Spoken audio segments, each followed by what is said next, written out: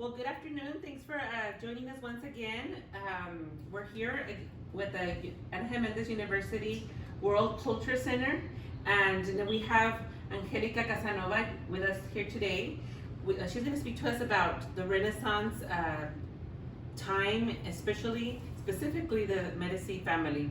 And so for Angelica, thank you so much for being here with us today. I have a few questions that I know our public is eager to learn about. So we're going to go ahead and start. What contributions of the Medici family do you want to highlight today? I want to highlight some notes that I have to, thank you. I want to highlight some notes that I have to, I've been taking from, I'm studying the Medici, Florence, about one of the contributions was that Medici Bank, that they own much of their wealth and power to the Medici Bank, and it was the largest one bank in Europe. And they actually they did a lot of contribution with the art, and actually they helped to found an invention of the piano. Oh wow!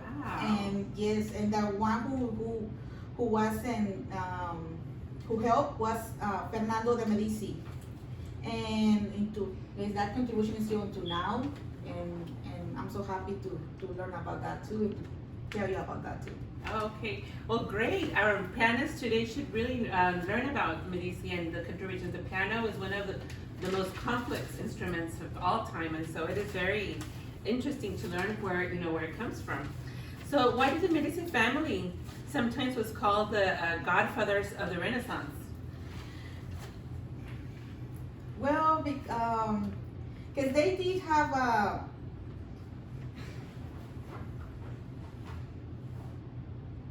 the combination of the great wealth, greatest minds, and political influence, and it is how the Medici family earned that grand appellation of godfathers of the Renaissance. Oh, okay, well. Were there any influential women? Women power is very important right now, and women are the high rise at this time. And how was it back then? Were there any women that were part of this important family? Actually, yes. There were two women that the Medicis produced two queens. Catherine de Medici, that she was an influential monarch in 16th century in France.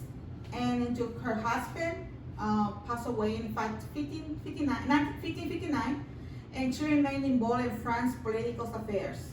And that other one was Mary, who was Queen of France from 1600 until the 1610 assassination of her husband, King Henry IV. That's why she appointed one of the two women who were part of the Medici family. Yes. How important it is for our women of today to know that we have had powerful women, powerful role models since back from the Renaissance time. So it is important to highlight that right now, so that our women continue to enforce women's power and the equality between women and men. And last but not least, how did the Medici dynasty collapse? I mean, being so successful and powerful and influential, how can a family such as them come down? Wow, that's a very important question. They take after 300 years of the Medici rule in Florence, and with the death of the Grand Gaston de Medici, the seventh family member who served as a Duke of Tuscany. And he had a sister that was Anna Maria Luisa de Medici, and she was the last of the family in line who passed away in 1743.